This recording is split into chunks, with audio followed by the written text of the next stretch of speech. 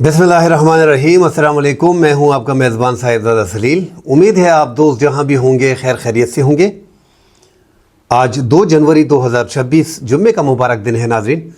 आज की अहम खबरें हैं, उस पर बात करेंगे। अफ़गानिस्तान के हवाले से, पाकिस्तान के हवाले से। साल 2025 गुजर गया है, अब साल 2026 में नाज़रीन जो पाकिस्तान को इस टाइम पे ख़दशात और सिक्योरिटी के मामला जो पाकिस्तान के हैं, पाकिस्तान की जो ख़ारजा पॉलिसी है उस हवाले से भी नाज़रीन बात करेंगे। मगर जो अहम पॉइंट्स हैं इस टाइम पे, जो अहम ख़बरें हैं, एक तो ईरान के हवाले से है और अफ़गानिस्तान के हवाले से है। अफ़गानिस्तान की हुकूमत ने बाकायदा पाकिस्तान पे इल्ज़ाम लगाया है कि पाकिस्तान अफ़गानिस्तान की मौजूदा हुकूमत को, मौजूदा रजीम को चेंज करने का इरादा रखते हैं। इस हवाले से नाज़रीन डिटेल से बात करेंगे, जो इंकशाफ अफ़गान तालिबान की हुकूमत ने ख़ुद किया है। साथ ही नाज़रीन ईरान में इस टाइम पे एक बार फिर रजीम चेंज करने का एक अमेरिका और इज़राइल का एक और खेल जो है वो शुरू हो चुका है। मुसलसल मुज़ाहरे जो है वहाँ पे चल रहे हैं। 6 अफराद हलाक हो गए हैं, 40 बीच में गिरफ़्तार हो गए हैं। जो गिरफ़्तार किए गए हैं, वैसे तो सैकड़ों को गिरफ़्तार किया है, मगर जो 40 गिरफ़्तार किए गए हैं उन पे बड़े इल्ज़ामात लगा दिए गए हैं। उनमें ज़्यादातर तलबा यूनिवर्सिटी के तलबा हैं और साथ 10 अफ़गान शहरी हैं जिन पे जासूसी के इल्ज़ामात हैं। इस हवाले से नाज़रीन बात करेंगे। साथ ही नाज़रीन जो सेंट्रल रिसर्च एंड सिक्योरिटी की जो रिपोर्ट है वो सामने आई है कि पाकिस्तान के बॉर्डर जो गुज़िश्ता 3 माह से बंद है। पाकिस्तान में दहशतगर्दी में 17% की कमी वाक़या हुई है, जबकि इन 3 माह के दौरान पाकिस्तान के अरबों रुपए का नुकसान भी हुआ है।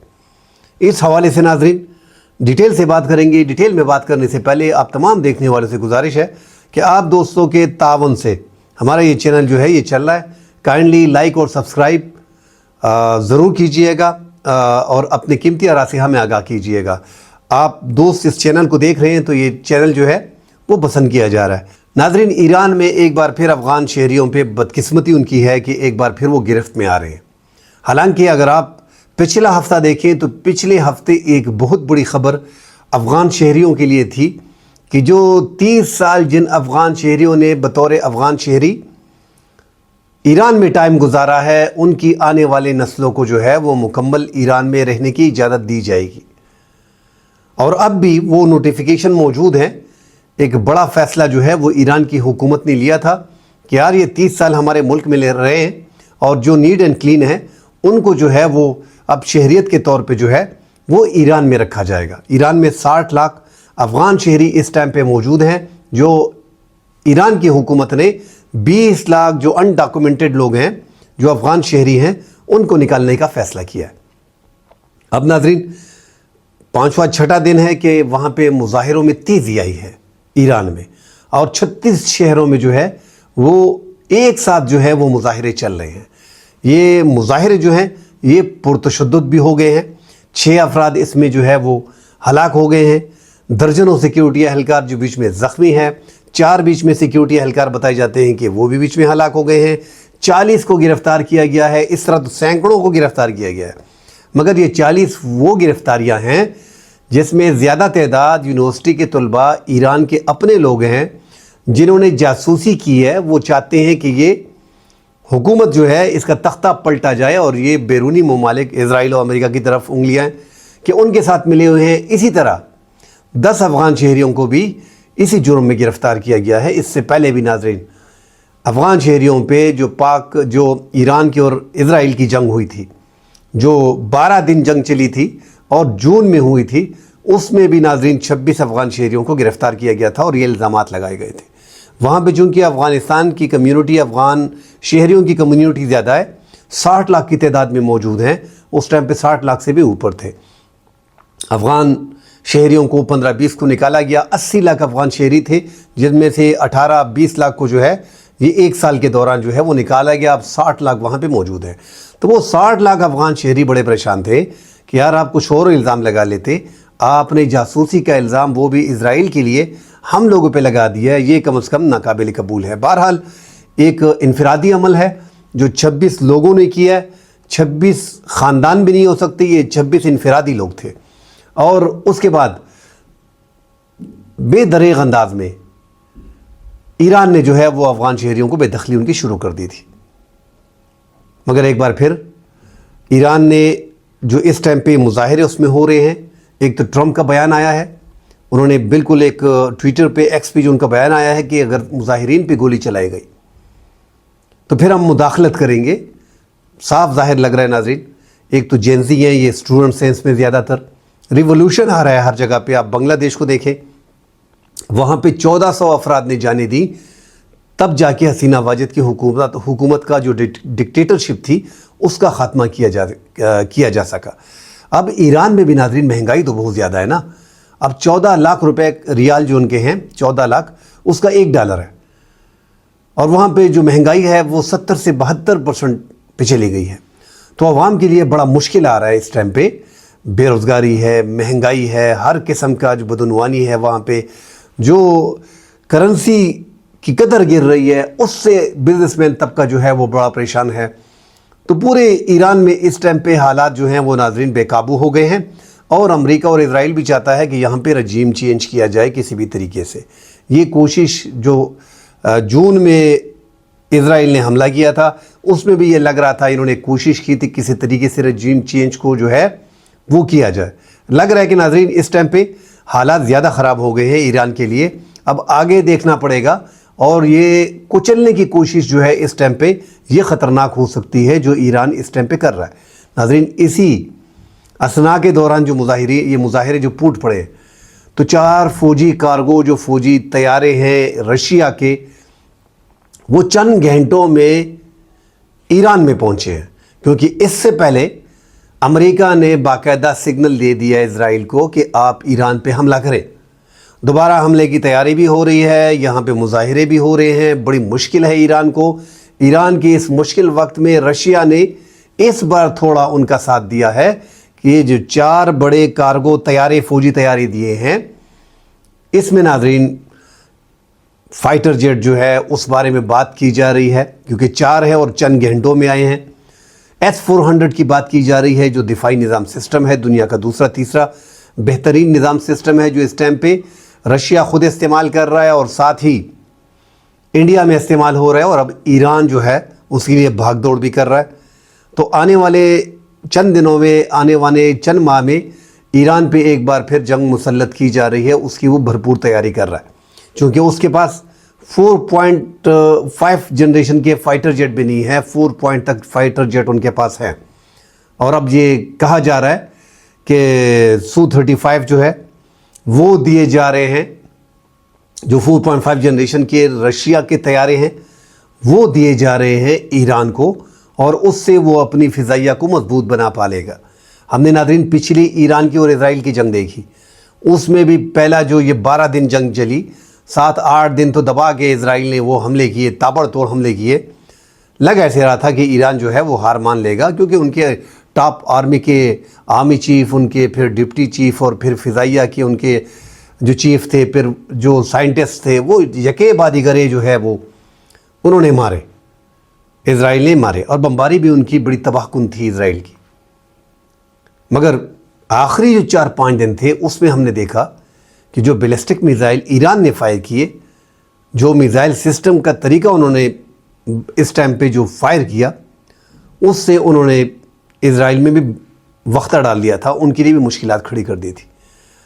تو جنگیں ناظرین بدل بھی چکی ہیں. زیادہ تر ڈرون کا استعمال ہو رہا ہے، بیلسٹک میزائل کا استعمال ہو رہا ہے، سپر سائنک کا، ہائپر سونک میزائل کا آج کل بہت چرچا ہے. وہ اگر ہوتی ہیں تو آپ جنگ آسانی سے جیت سکتے ہیں. اور آپ کے پاس اگر 5th جنریشن کے فائٹر جیٹ ہوتے ہیں، اور اس میں BVR میزائلز ہوتے ہیں، ڈرونز ہوتے ہیں، یہ ساری جنگیں ناظرین بڑی جدید ہو گئی ہیں. اب زمینی فوج کی جنگ جو ہے وہ بڑی کم ہوتی ہے، اور ٹیکنالوجی کا جو دور ہے وہ اگر آپ کے پاس ہے تو آپ اپنے دشمن کو آسانی سے چھت کر پاتے ہو. پاکستان نے PL-15 جو بیانڈ ویژول رینج تھے، ایسے میزائل سے پہلی بار منظر عام پہ آئے تھے. پاکستان نے اس کو استعمال کیا، اور بڑا پاکستان نے اپنی اچیومنٹ جو ہے وہ حاصل کی. تو یہ وہ ہتھیار ہوتے ہیں کہ دشمن کو اس کا پتہ نہیں چلتا اس کی رینج کا، کہ یار یہ تو 150 کلومیٹر تک مارے گا. اس کی شمتا طاقت جو ہے وہ 250-300 تک ہوتی ہے. تو یہ پتہ نہیں چلتا ان نئی میزائلوں کا. اور جو دوست ممالک ہوتے ہیں جیسے چائنا پاکستان ہے تو وہ اس کو جو ہے وہ جو اوریجنل ورژن ہوتا ہے وہی میزائل اس کو دے دیتے ہیں، تو پھر معاملات ان کے لیے دشمن ملک کے لیے خراب ہو جاتے ہیں۔ تو یہاں پہ آج ناظرین یہ جو ایران میں کچھ چل رہا ہے، امریکہ کی اور اسرائیل ایک پیج پہ ہیں، ان کا یہی سوچ ہے کہ یہاں پہ رجیم چینج کسی طریقے سے کیا جائے، جینزی بھی لگے ہوئے ہیں، انہیں کو استعمال کیا جا رہا ہے، اور ایران کی حکومت کے لیے مشکلات آ گئی ہیں، پابندیاں بڑی زیادہ ہیں۔ اس لیے ہم افغانستان کو بھی ناظرین بار بار کہہ رہے ہیں کہ ایسا ہے نہیں کہ آپ وہاں سے تجارت کریں گے اور آپ کو آسانیاں پیدا ہوں گی۔ آپ 72% پاکستان سے کر رہے ہیں تو آپ کو پاکستان سے ہی جو ہے وہ تجارت سوٹ کرتی ہے۔ ٹھیک ہے، آپ 3 4 5 ماہ کر لیں، آپ کو اندازہ ہو جائے گا۔ ساتھ ہی ناظرین جو افغانستان کی طرف سے اشارے ملے ہیں، افغانستان کے جو ترجمان ہیں ذبیح اللہ مجاہد، انہوں نے ایک افغان جو میرویس ایک افغان صحافی ہیں ان کو انٹرویو دیا ہے۔ اس مکمل انٹرویو کو ناظرین ہم یہاں پہ شیئر تو نہیں کر سکتے، مگر اس انٹرویو میں جو بتایا گیا ہے اس سے جو باتیں سامنے آئی ہیں، جو ذبیح اللہ مجاہد نے کہا ہے کہ پاکستان جو ہے وہ افغانستان میں کسی کے اشارے پہ جو ہے وہ سب کچھ کر رہا ہے، اور افغانستان کی اس حکومت کو جو ہے وہ پاکستان ہضم نہیں کر پا رہے۔ اس میں کوئی دو رائے نہیں ناظرین کہ پاکستان اس ٹائم پہ مشکل میں ہے، اور جو پاکستان کی مشکلات ہیں جیسا کہ رپورٹ آئی ہے central research and security studies کی جو رپورٹ ہے اس کے مطابق ناظرین، ایک تو یہ ادارہ 2007 سے ناظرین اسلام آباد میں کام کر رہا ہے، سیکیورٹی، گورننس، قانون کی حکمرانی، انسانی حقوق، اس کے حوالے سے لکھتا ہے، اور اس کو کوئی کمائی کا ذریعہ ان کا نہیں ہے، بڑا ایتھینٹک اس کی رپورٹ ہوتی ہے۔ یہ رپورٹ جو اس کی جاری ہوئی ہے، ایک تو جو پاکستان کے اور افغانستان کی تجارت کم ہوئی ہے، 3 ماہ ہو گئے ہیں کہ پاکستان نے بارڈر بند کی ہے، دونوں ممالک کو بڑے مشکلات آ رہے ہیں۔ یہاں پہ جو تاجر برادری ہے، وہاں پہ جو تاجر برادری ہے، آج تو میں نے لاہور چیمبر آف کامرس کے صدر کا بیان سنا کہ 80 لاکھ روپے مہینے کا نقصان ہو رہا ہے۔ بہرحال پاکستان کا 4.25 ارب ڈالر سالانہ لاس جو ہے وہ بتایا جا رہا ہے کہ یہ تجارت کا نقصان ہمارا افغانستان کے ساتھ ہو رہا ہے۔ تو لوگوں پہ اثر پڑ رہا ہے، دونوں طرف سے لوگ جو ہیں ان پہ اثرات پڑ رہے ہیں، بزنس کمیونٹی کو، اس کے ساتھ لیبر ہوتے ہیں، ڈرائیور ہوتے ہیں، گاڑیاں پھر ہوتی ہیں، کنٹینرز، مختلف قسم کے جو ایسا سمجھے کہ لاکھوں لوگ اس فیلڈ سے وابستہ ہوتے ہیں، ان کی روزی اسی سے ہوتی ہے، چلتی ہے، روزی دینے والا اللہ کی ذات ہے۔ بہرحال ایک روزگار رب نے مقرر کیا ہوتا ہے، اس پہ وہ چلتے ہیں۔ تو وہ بند ہو گیا، اسے سفر کر رہا ہے۔ مگر جو ڈیٹا ناظرین شیئر کیا گیا ہے کہ 17% ان 3 مہینوں میں دہشت گردی میں کمی آئی ہے۔ اب ناظرین یہاں پہ اگر آپ ڈیٹیل تجزیہ اس کا کریں تو جب افغان طالبان کی حکومت آئی 2021 میں، جس پہ ہم نے فتح کے نعرے لگائے تھے کہ پاکستان نے یہ فتح حاصل کی ہے، اس کے بعد پاکستان میں دہشت گردی 38% پاکستان میں اضافہ ہوا۔ اب یہ ناظرین بارڈر کے حوالے سے میں آتا ہوں کہ یہ 17% دہشت گردی کیوں اس میں کمی واقع ہوئی ہے، مگر میں یہ فگر آپ کو دے رہا ہوں کہ 2021 میں جو رپورٹ ہے 38% دہشت گردی میں اضافہ ہوا جب 2021 میں افغان طالبان کی حکومت آئی۔ اب پھر ناظرین مذاکرات کی بات چلی۔ آپ نے دیکھا ہوگا کہ عمران خان اور جنرل باجوہ، جنرل فیض کے دور میں جو ہے وہ افغان حکومت نے پاکستان کو زبانی بات کرتے تھے کہ آج یہ مسئلہ حل کرتے ہیں، ٹی ٹی پی کا کل کرتے ہیں، پرسوں ہو جائے گا، بس کر لیتے ہیں، بس بات ہو گئی ہے۔ بالآخر پاکستان نے تنگ آ کر افغان حکومت کو سیریسلی بٹھایا، تو افغان حکومت، طالبان جو ہے وہ سمجھ گئے کہ پاکستان بڑے سیریس ہو گئے، تو انہوں نے ایک اپنا طریقہ جو ان کے ساتھ معاہدے ہیں، تو پاکستان کی حکومت کو اس پہ راضی کیا کہ ہم آپ کے مذاکرات کرا دیتے ہیں، آپ ان کو جو ہے اپنے ملک میں واپس آئین کے تھرو پہ یہ آ جائیں گے، کچھ شرائط ان کی مان لیں، کچھ اپنی مان لیں، ان کی کچھ قیدی ہیں وہ رہا کر دیں، تو جو ہے وہ آپ کے معاملات بن جائیں گے۔ جب 2022 میں ناظرین یہ مذاکرات چل رہے تھے تو آپ نے 2021 میں 38% طالبان حکومت کے بعد دہشت گردی میں اضافہ ہوا۔ جب مذاکرات 2022 میں ہونے لگے تو یہ 15% دہشت گردی میں اضافہ، مطلب یکدم بیچ میں 17 سے 18% کمی آئی، کیونکہ وہاں پہ مذاکرات چل رہے تھے، طالبان جو ہیں افغان طالبان پاکستان کے مذاکرات کرا رہے تھے۔ اس کے بعد جب مذاکرات ناکام ہوئے، یکدم ناظرین یہ دہشت گردی 2023 میں 56% پہ چلی گئی۔ پھر ناظرین 2024 میں زیادہ جو حالات خراب ہوئے 67 پہ چلی گئی۔ آپ اندازہ لگائیں کہ 67 پہ چلی گئی، اور 2025 میں یہ دہشت گردی 34% رہی ہے۔ 2024 کے مقابلے میں یہ کافی کمی واقعہ کیوں ہوئی ہے؟ کیونکہ بارڈر کے 3 مہینے بیچ میں شامل کر لیں کہ وہاں پہ 17% جو ہے وہ اس سے کمی واقعہ ہوئی ہے۔ اس کا مطلب کہ شدت پسند دہشت گرد جو ہیں وہ بارڈر کے کراسنگ جو ہے وہ بھی استعمال کرتے تھے۔ تو عام لوگوں کے لیے یہ جو افغان شہری پاکستان میں لاکھوں کی تعداد میں رہ رہے تھے، ہر قوم میں اچھے اور برے لوگ ہوتے ہیں، تو ان کی زندگی ان چند لوگوں نے جو ہے وہ خراب کی ہوئی ہے، اس لیے ان سب کو مشکلات آ رہی ہیں اور ان کو پاکستان سے بے دخل کیا جا رہا ہے۔ کیونکہ جو لیگل وے ہیں اس میں بھی دہشت گردی شدت پسندی کے لیے جو سپورٹ ہے وہ یہیں سے فراہم ہوتی ہے۔ یہ لوگ آتے ہیں تو پاکستان بول رہا ہے کہ اربوں روپے کی تجارت ایک سائڈ پہ کر دیں، ٹھیک ہے معاشی طور پہ ہم کمزور ہیں، مگر جو شدت پسندی دہشت گردی ہو رہی ہے وہ ہم اپنے خون پہ یہ نہیں کر سکتے۔ کل ہم نے دیکھا کہ یونائٹڈ نیشن نے بھی جو 9 کنٹینرز پہ کنوائے تھا وہ پاکستان نے، اقوام متحدہ نے جو بھجوائے تھے انسانی حقوق کے لیے وہ پاکستان نے بھجوائے، اور افغان طالبان نے انکار کر دیا کہ پاکستان تحریری طور پہ لکھ کر دے ہم یہ نہیں کھولیں گے۔ اس سے آپ اندازہ لگا لیں، ایک تو انہوں نے مکمل من بنا لیا ہے، ذہن بنا لیا ہے کہ جو افغانستان کے ترجمان ہیں انہوں نے کہہ دیا پورا کہ ایک تو انہوں نے جو وضاحت کی ہے، جو انٹرویو افغان شہری میرویز کو دیا ہوا ہے اس میں انہوں نے اعتراف بھی کیا ہے کہ جو پاکستان کے 2011 سے 2014 میں جو پاکستانی مہاجرین ہے وہ ہمارے ہاں آئے ہیں، ان کو ہم نے بارڈر کی ایریا سے کچھ کو شفٹ کیا ہے اور کچھ ابھی تک رہتے ہیں، مگر یہ جو ہے یہ مہاجرین ہے، یہ دہشت گرد نہیں ہے، ان کے پاس کوئی اسلحہ نہیں ہے، اب پاکستان اس کو بھی دہشت گرد بنا رہے ہیں، یہ ہمارے مہمان ہیں۔ اور ہم نے قطر میں اور دوحہ میں اور استنبول میں ہم نے باقاعدہ پاکستان کو ان کے حوالے کرنے کے حوالے سے کہا تھا کہ ٹھیک ہے اگر آپ لینا چاہیں تو لے لیں، پاکستان نے انکار کر دیا تھا۔ ایک بار پھر ذبیح اللہ مجاہد نے یہاں پہ جو انٹرویو دیا ہے اس میں ایک تو صحافی نے یہ نکلوانے کی کوشش کی، جو اس کی جان نہیں چھوٹ رہی تھی تو انہوں نے کہہ دیا، ان کے ذبیح اللہ مجاہد نے اس سے پہلے بھی یہ الفاظ استعمال کیے تھے کہ ہم پاکستان کو دے رہے ہیں جو پاکستانی شہری ہیں، مگر پاکستان اس کو نہیں لے رہا۔